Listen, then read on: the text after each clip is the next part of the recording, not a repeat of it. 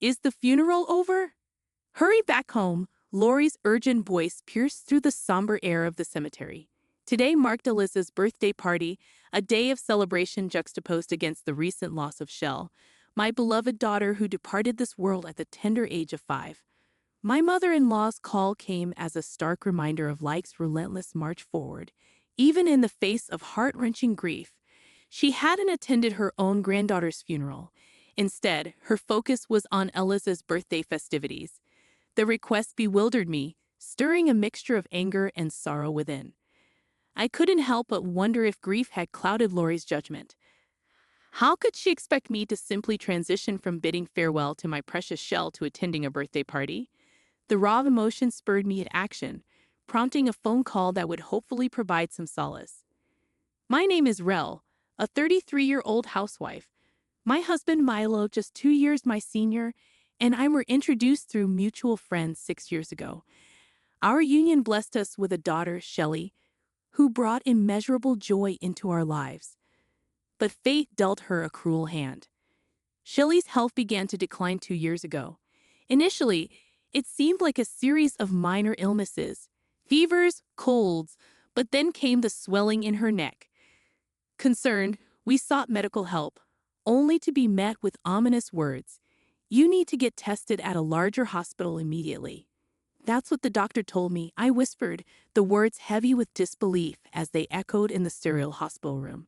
After enduring a battery of tests at the general hospital and an agonizing wait, the diagnosis was delivered like a crushing blow. Malignant lymphoma, a cruel manifestation of childhood cancer. My world plunged into darkness as I pleaded desperately with the doctor, clinging to the hope that it was all a horrible mistake. This can't be true, can it? I implored, my voice choked with tears. Despite the presence of medical professionals surrounding me, I felt utterly alone as waves of grief washed over me. The need for immediate hospitalization was non-negotiable, and though we rushed home to gather essentials, my tears seemed unending. Milo, my rock in this storm of uncertainty, shed silent tears of his own yet remained steadfast in his encouragement. We have to be strong. Shelley will beat this, he urged, his voice a beacon of unwavering determination. With trembling hands, I signed consent forms for procedures I could scarcely comprehend, my mind reeling from the weight of the decisions before me. The arduous journey of treatment lay ahead, a path fraught with IV trips, blood draws, transfusions, and the brutal onslaught of chemotherapy. In the face of this relentless onslaught, I made the heart-wrenching decision to leave my part-time job behind, dedicating every moment to Shelley's side in the hospital. Milo, though tethered to his own obligations, made every effort to support us, his visits a brief respite from the harsh reality of our circumstances. You need to take care of yourself too, Michelle, he insisted, his concern a reminder of the delicate balance between strength and vulnerability in the face of adversity. As Milo stepped up to handle the hospital visits, I took on the responsibilities at home or stole moments to rest, preserving what little strength I had left. In those initial days within the sterile hospital walls, Shelley's tears were a constant companion, her small frame racked with the unfamiliarity of her surroundings. Yet with time, she acclimated to the rhythm of hospital life, her cries gradually diminishing. The nurses marveled at her resilience, showering her with praise as she endured injections without a single whimper. In those moments, I too found solace in their accolades. Despite the toll chemotherapy exacted on her fragile body, manifesting in the loss of her hair and a pervasive sense of weakness, Shelley remained remarkably stoic, her infectious smile a beacon of hope amidst the darkness. Her love for drawing became a source of joy for us all, her sketches capturing moments of fleeting happiness amid the sterile hospital environment. One day, as Milo and I stood at her bedside, Shelley proudly presented a drawing from her sketchbook, an ode to our family unit. It's beautiful, Shelley, we praised, our hearts swelling with pride at her talent and resilience. Her chatter, a constant stream of energy, infused our weary spirits with renewed strength. However, there were moments of setback. During periods of low white blood cell counts, she was confined to the isolation of a sterile room, her fragile immune system requiring utmost protection. Yet, as her health gradually improved, we were granted the precious gift of a few days at home. I wanted to go to preschool, Shelley declared eagerly upon returning home, her excitement palpable. Witnessing her frolic with friends, her laughter echoing through the halls, filled our hearts with boundless joy. Yet, amidst the moments of respite, reminders of her illness lingered. During a visit from my mother, as Shelley reveled in the comfort of her grandmother's embrace, her radiant energy faltered, replaced by a look of discomfort. "Mom, it smells like home," she remarked, her voice trailing off as a sudden onset of pain gripped her small frame. "Let me check, sweetheart. Oh, you're running a slight fever. Wait here. I'll make some soup," I instructed Shelley gently, tucking her into bed before hastily attending to the remaining chores around the house. The comforting aroma of simmering soup filled the kitchen as I busied myself, striving to maintain some semblance of normalcy amidst the chaos of our lives. Just as I was settling into the rhythm of my tasks, the doorbell shattered the tranquility of the moment. Peering at the monitor, my heart sank at the sight of Lori's figure on the doorstep. A pang of regret surged within me for not simply ignoring the intrusion. "Lori, what brings you here?" I managed to muster a polite greeting, though inwardly, I braced myself for the inevitable confrontation. "Do I need a reason to visit my son's house?" Her retort carried a sharp edge, but I bit back the urge to respond with a sharp retort that danced on the tip of my tongue. Instead, I maintained a stoic silence, unwilling to engage in the futile exchange of barbs. In any other circumstance, a visit from a caring mother-in-law might have been a welcome gesture. However, Lori was anything but kind. From the outset of our marriage, she had made it her mission to belittle and berate me at every turn. Whether it was my lack of higher education or superficial critiques about my appearance, her words cut deep, leaving scars that lingered long after she had departed. During the brief respite provided by my father-in-law's presence, Lori's tirades were somewhat tempered, but with his passing, her attacks escalated, leaving me to weather the storm alone. From petty acts of sabotage to relentless comparisons with her beloved daughter, Eliza, Lori's hostility knew no bounds. "Eliza has a son, Jace, in second grade," she would often boast, the disparity in her treatment of our children a stark reminder of her favoritism. As we gathered for holiday celebrations, the contrast in Lori's demeanor towards Jace and Shelley was glaringly evident, further fueling the resentment that simmered beneath the surface. Despite being her own granddaughter, it seemed that Lori couldn't muster an ounce of affection for Shelley, all because of her disdain for me, her daughter-in-law. As I stirred the soup, lost in my thoughts, Lori barged in uninvited from next door with an air of self-importance. "Shelley has a fever," she announced abruptly, her intrusion disrupting the peace of the moment. I couldn't help but silently wish she would just leave if she had nothing constructive to contribute. Yet her unwelcome presence lingered, casting a shadow over the already tense atmosphere. "She's quite frail, isn't she? I wonder where she gets it from. Certainly not our family. Your father had cancer, didn't he?" Lori's words, laced with thinly veiled contempt, cut through the air like a knife. I bristled at the implication, my patience wearing thin. "Yes, Lori. I've explained this to you numerous times.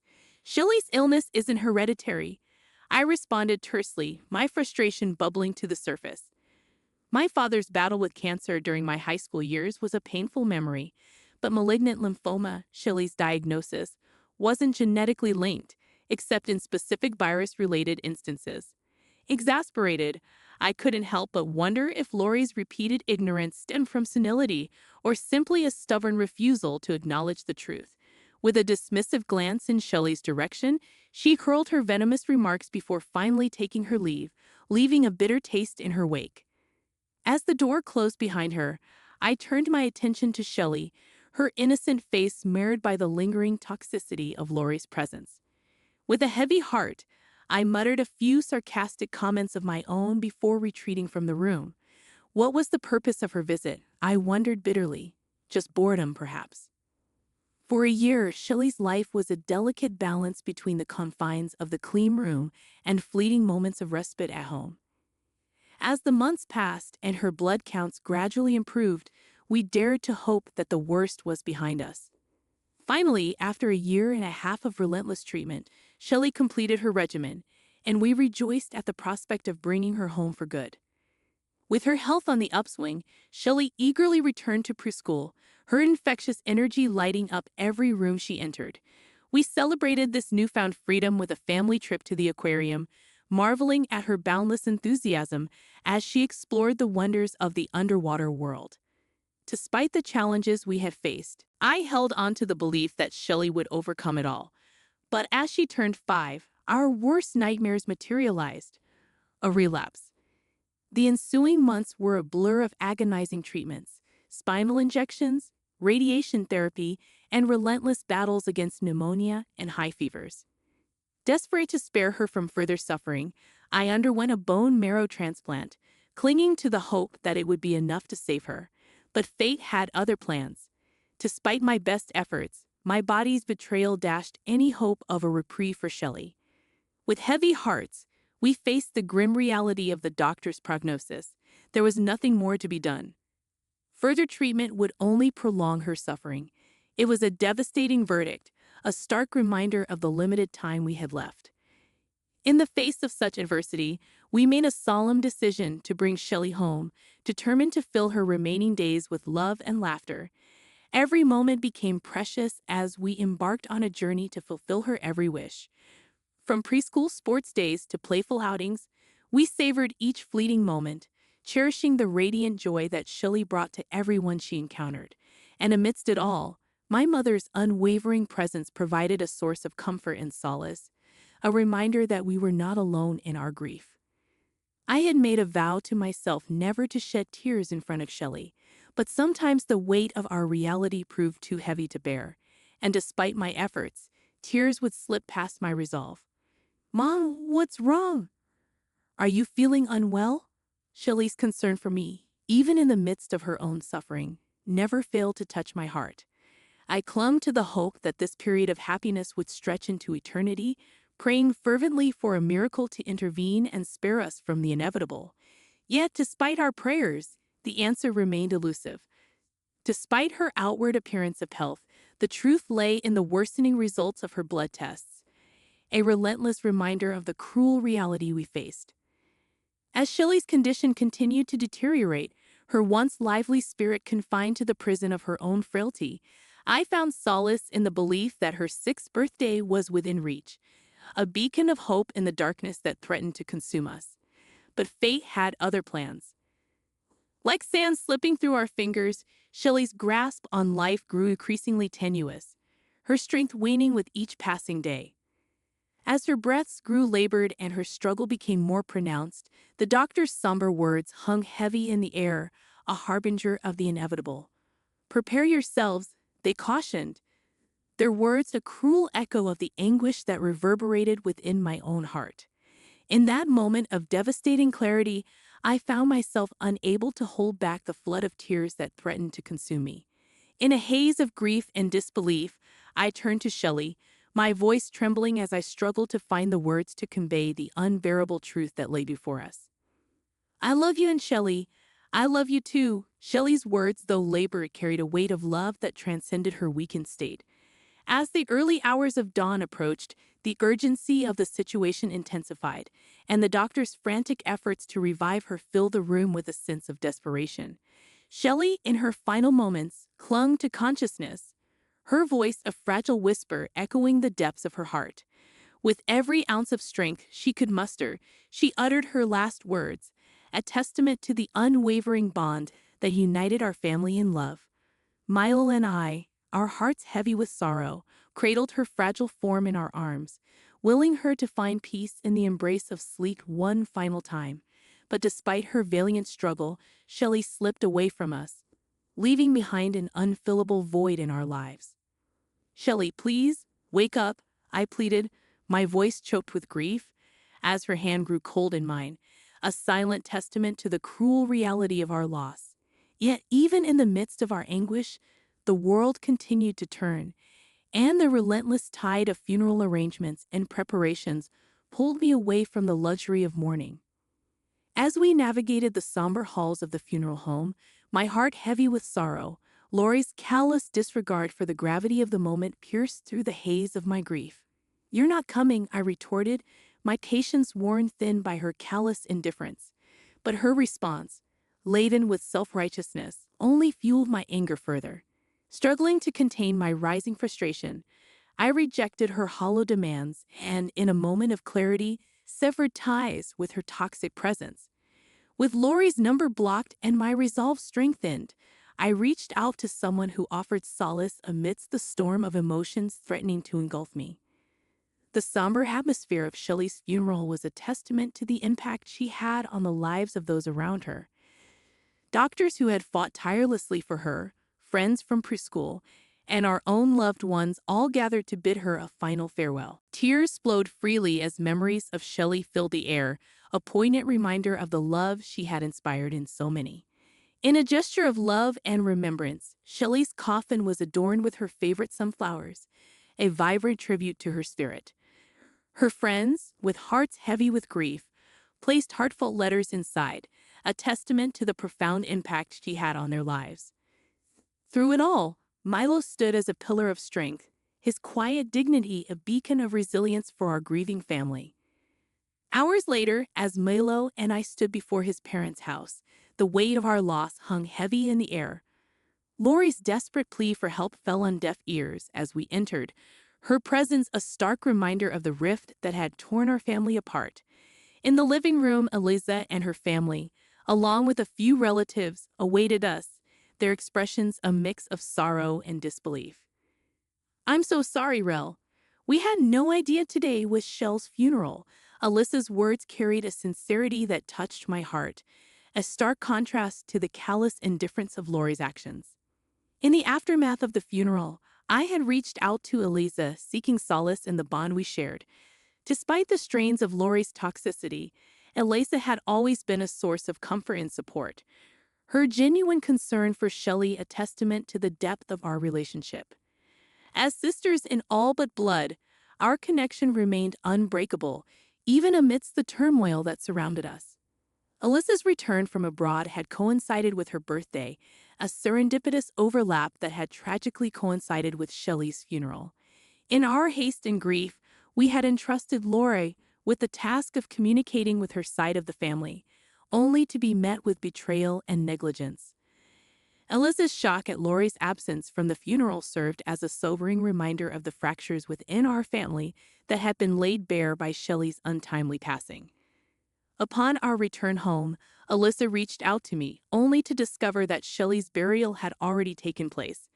Nonetheless, they waited patiently for our arrival, their presence a source of comfort amidst the somber atmosphere that permeated our home. Shelley's absence weighed heavily upon us all, her memory a haunting presence in every corner of the room. As we mourned our loss, Lori's callous words cut through the silence like a knife. "You can always have another child," she uttered callously, her lack of empathy sending shockwaves through the room. In a moment of righteous fury, Eliza seized the cake meant for her birthday celebration and hurled it at Lori, her action a visceral expression of her disgust at Lori's heartless demeanor. With steely determination, Eliza led Lori to the shower room, her intentions clear as she doused her with water, washing away the toxicity that tainted her spirit. Amidst the chaos, I weakly explained Lori's motives, her insistence on rushing me back for Eliza's birthday party preparations, a stark reminder of her misplaced priorities. The relatives, appalled by Lori's behavior, voiced their disdain for her callousness. Returning from the shower room, Lori stood before us, her drenched appearance a physical manifestation of the contempt that surrounded her. "But it's Alyssa's birthday party," Lori attempted to justify herself, her feeble excuse met with incredulity and anger. "Your birthday party?" Alyssa's voice dripped with scorn. "How dare you call Rel back for such trivial matters? If Shelley meant so little to you, how could you disregard Milo's grief over her loss? Why didn't you attend your own granddaughter's funeral?" Unable to conjure a valid response, Lori's excuses fell silent, her guilt laid bare for all to see. In a moment of raw honesty, Chase, Alyssa's son, broke the tense silence that enveloped us all. "Grandma, you don't really love your grandchildren, do you?" His soft words reverberated through the room, cutting through the facade of familial unity with a piercing clarity. Laurie's feeble attempt to reassure him fell flat, her words betraying the stark truth that lay beneath her carefully crafted facade. "That's not true. I love you, Jate. You're healthy and Alyssa's child," she stammered, her desperation palpable in the face of Jace's innocent inquiry. But her feeble excuse only served to stoke the flames of anger that had long simmered within Milo. "So Shelley, my child, wasn't loved because she was ill, and your daughter-in-law's daughter." His voice trembled with emotion, the weight of his grief finally finding release in a torrent of righteous indignation. The condemnation of Laurie's actions came not only from Milo, but from her own family as well. "She's always been crazy," her brother remarked bitterly, recounting past grievances that painted a damning portrait of Laurie's character. As the truth of Laurie's betrayal came to light, the rift between us widened, the bonds of family strained beyond repair. With heavy hearts, we bid farewell to those who had once been a part of our lives, their departure leaving a void that echoed with the pain of betrayal. "We're leaving," Milo announced, his voice heavy with resignation. "Let's talk again some other time." We exchanged hugs with those who remained, their presence a bittersweet reminder of the ties that had been severed by Laurie's actions. But even as we prepared to depart, Laurie's voice rang out once more, her words laden with accusation and regret. "Wait, Milo," she pleaded, her desperation evident in the trembling of her voice. "Is that why you didn't care for Shelley, my child?" "It's not like that, Milo, you know."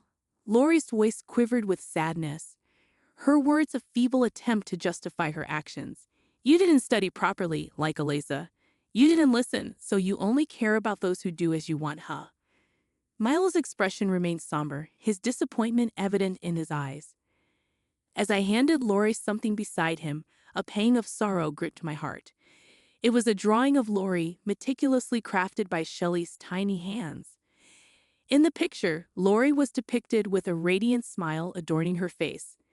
"Despite everything, even though you didn't dote on Shell, she admired you," I spoke softly, the weight of my words heavy with emotion. "I hated you and never saw a smile from you, but maybe Shelley saw you smiling like this." Shell was a pure and kind child.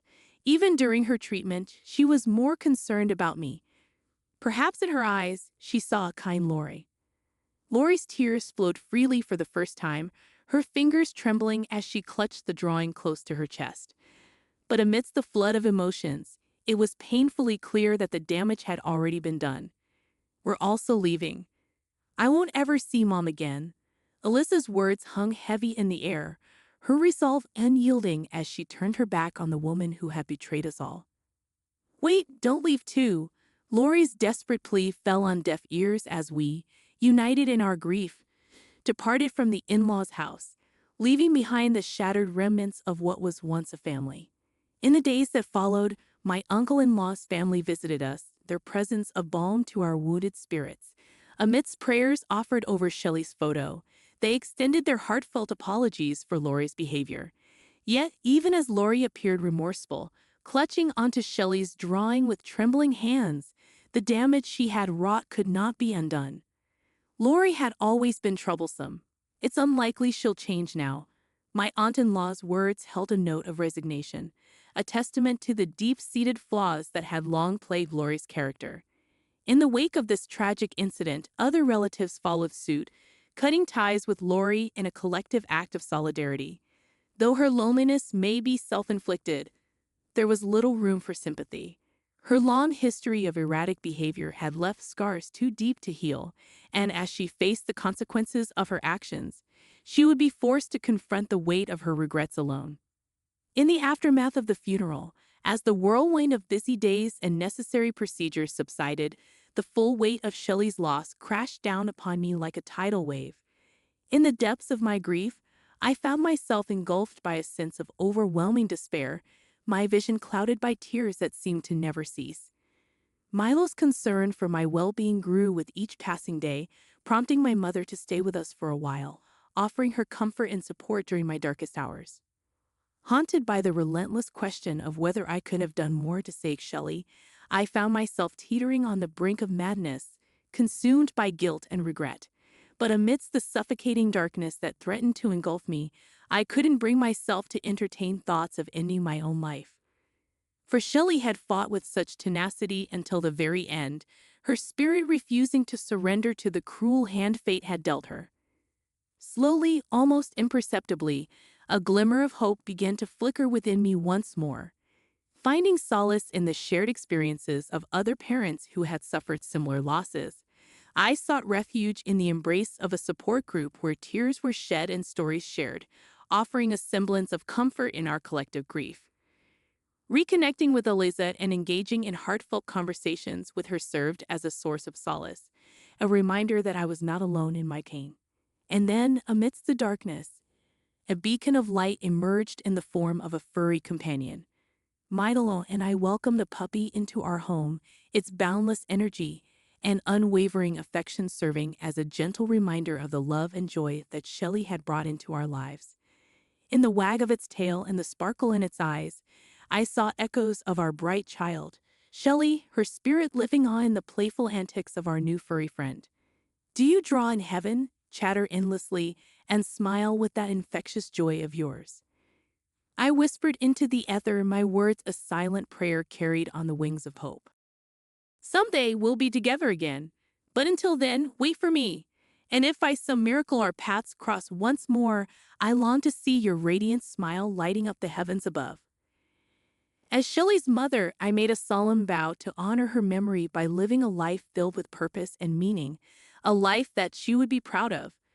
And though the pain of her absence may never fully subside, I found solace in the knowledge that her spirit would forever guide me on this journey called life.